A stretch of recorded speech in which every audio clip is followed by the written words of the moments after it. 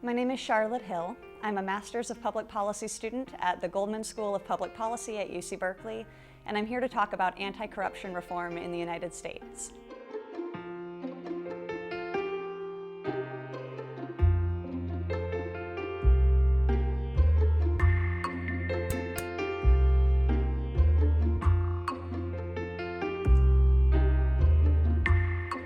Charlotte, it's great to have you here. Welcome to the living room here of the Goldman School, which you know well. I do, thank you. Yeah. So tell me about, before you came to GSPP, you were involved with a group that tried to help corporations work with citizens groups. So tell me about that. What was involved in that?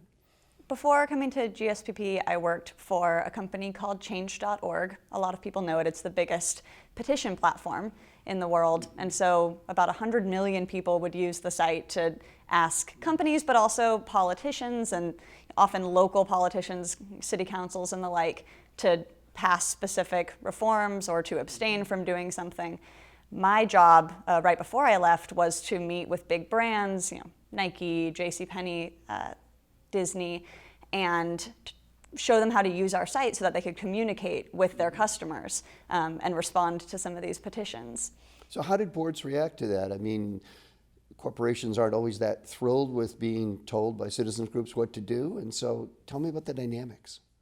Yeah, I think that a lot of these companies were excited to use Change's platform to get a better understanding of what their customers wanted. There are so many different voices coming at corporate leadership, people on Facebook, people on Twitter, people sending in messages to the info account, people coming into retail stores and talking to the workers there. And so if you can have a centralized platform where the kind of change makers out there, the activists are raising their voices and building communities around specific issues, is actually really helpful for some of these companies to have access to. The ones you mentioned are very consumer oriented too, I think. Disney cares a lot about its image. JCPenney, of course, has stores. Nike sells shoes and cares a lot about its image. Is that an important feature, I think, of what made it work, is that they care so much about consumers?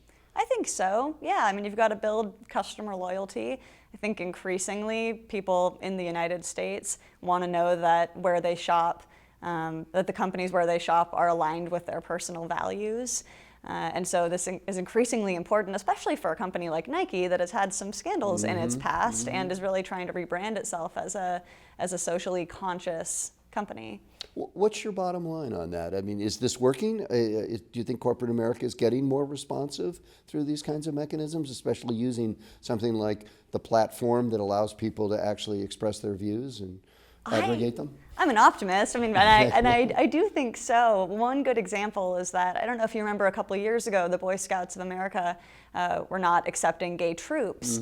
And a few different gay Boy Scouts came on the Change.org site and launched a series of petitions directed at companies that were on the board of the Boy Scouts, companies like UPS, and said, please step down off the board or push the Boy Scouts to make this change within the year. And multiple companies decided to speak to the president of the Boy Scouts and push them to make that change. And within a year, this was a couple of years ago, but within a year at that time, the Boy Scouts did admit in gay troops. So I think it really can work. So what did you learn about techniques like the internet and the platform that Change had? What's the power of those methods?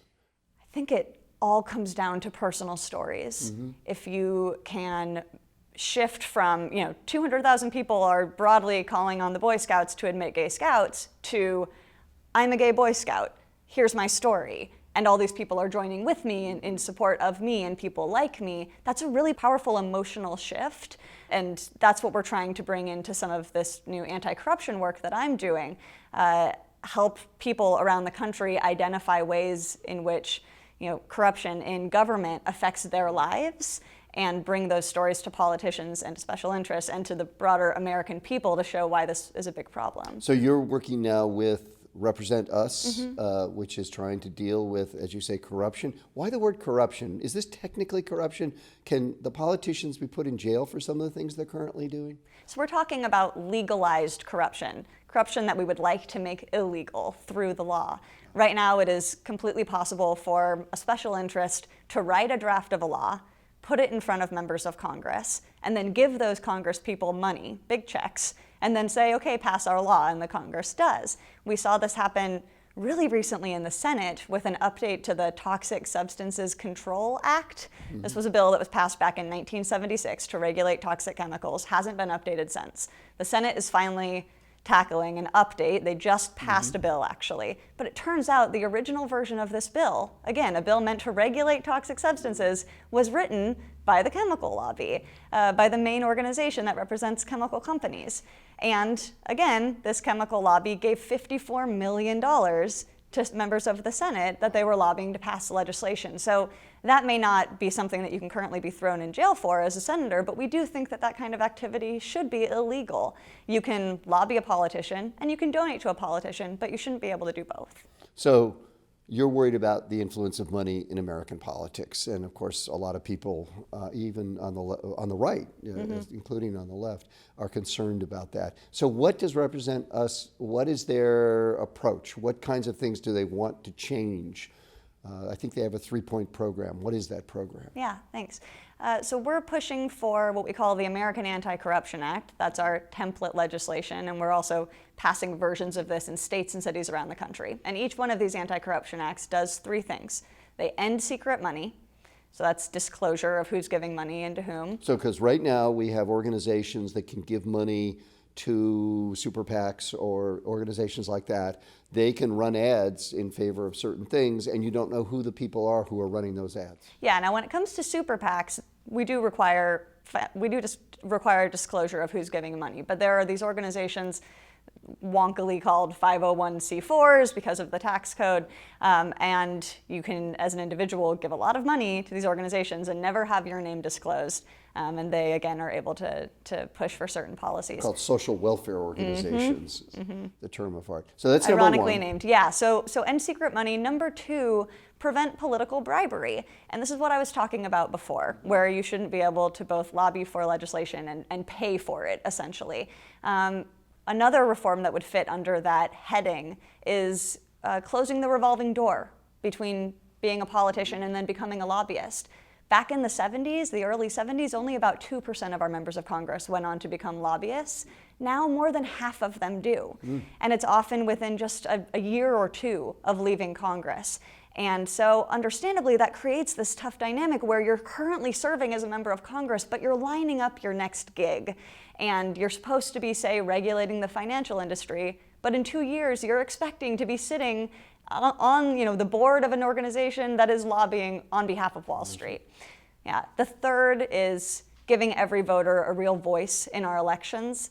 And this all comes down to creating small donor systems where regular people who may not have a ton of money are able to contribute to the political campaigns of their favorite candidates. And specifically, one of the ideas is that people would have $100 given back from their taxes, I guess, and that money they could use to give to candidates of their choice. And what this would mean is there'd be a lot more small donors in politics, because there'd be lots of people who don't give anywhere near $100 or maybe anything at all, who would suddenly be empowered to give money to the candidates of their choice. Exactly. Yeah, you named it. You described it perfectly. We call this a voucher system. It's been recommended by legal scholars for decades. We've seen it put in place for the very first time in Seattle, Washington. It was just voted into law by voters there on the ballot in November 2015. And that's what we're pushing for in cities and states across the country. Why does that matter? I mean, there are rich liberals. There's George Soros. Doesn't he represent liberals, and doesn't he represent people who otherwise don't give money to politics?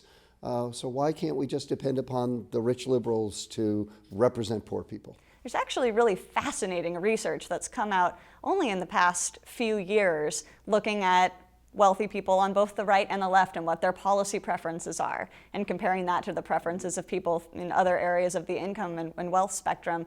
And the policy preferences really do differ, and unsurprisingly, they especially tend to differ on areas of tax reform, who pays what, how that money gets distributed throughout the economy.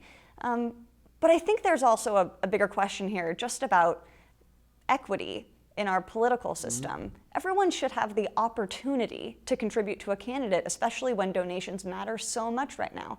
Elections are really expensive. The 2016 election is expected to cost $10 billion. And when you have only 0.05% of Americans giving more than $10,000 in an election, that means that our politicians are dependent on 0.05% of people to get elected. And of course, they're going to end up passing policies and even just prioritizing policies on their limited agenda during the year that matter to those people. I think a really good example of this is back in 2011, there was a lot of stuff going on in our country. There were protests out, the Occupy Wall Street was going on, the Tea Party was getting riled up. And then when you looked at what Congress was actually considering on the Hill, what they were debating, what they were spending months of their time debating, the number one issue was credit card swipe fees and how much credit card companies should get every time someone swiped a credit card. I think we can all agree when we're failing in our educational system, when we have people dying because they don't have health care, when we have so many major issues facing our country, credit card swipe fees may not be the top priority. Okay, so why did you come to the Goldman School of Public Policy? Sounds like you were doing lots of interesting things before you came. So what kind of organization like this offer you? Yeah, well, so my background's in communications, and I'm continuing to do some of that work now. And what I realized is that before coming to the policy school, I was being told what the policies were that I should be talking about, right? It was kind of a disempowering position. Mm-hmm. I like taking complex policies and translating them into words that everyday people can understand, but I also really want to know what I'm talking about, and I want to know that I'm advocating for things that I truly believe in. So for me, it was really about becoming a more informed advocate. And do you feel like in the year you've been here that you have become more informed? Oh, most definitely. Okay, yeah. Can you give an example? I mean, what was a specific thing that you think you've sort of learned or a way to think or something like that? Yeah, so one example is that when you look at the money in politics community, a lot of people talk about overturning Citizens United mm-hmm. as the solution to fixing this problem. But once I learned how to dissect a given policy problem and figure out what the root cause was, I quickly realized that this sort of legalized corruption had been happening in our country long before 2010, when Citizens United was passed. I was able to examine the policy-making process at a state and federal level and understand how power was being exchanged well before Citizens United, and it really shifted my focus to some more structural reforms that I think are really important. So it gave you a deeper knowledge of how the system really worked and a sense of what the other options might be, because overturning Citizens United is very difficult. What's next? You're going to continue on this campaign with Represent Us? Mm-hmm. We're trying to pass 2 statewide anti-corruption acts in the 2016 election. Those states will be announced soon, and hopefully about 10 citywide anti-corruption acts. And then after the election, I'm going to come back to Goldman and finish up some more work here. Great. Yeah. So you're trying to do this on a city-by-city and state-by-state basis, mm-hmm. which also, given the gridlock in Washington, is maybe a sensible strategy given the maybe impossibility of changing what's going on in Washington. Is that the idea? That's the idea.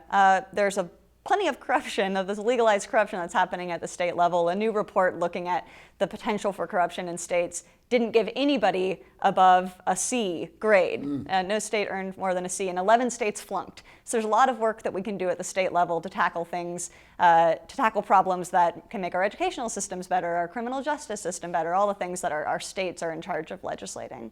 Well, great. Thank you. Thank you for being a Goldman School student. We're so lucky to have you here. You've added an enormous amount to the school. And thank you for all that you're trying to do to make America a better place. Thanks. You.